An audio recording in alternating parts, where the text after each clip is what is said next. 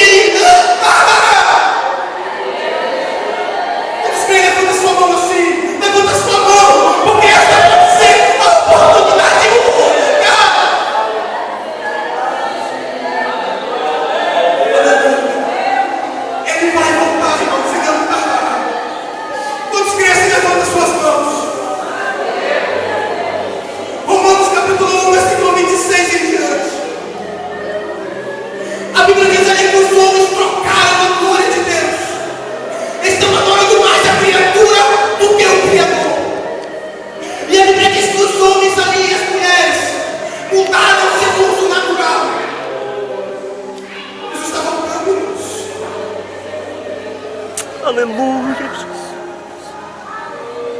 Jesus está voltando. Ele não tardará.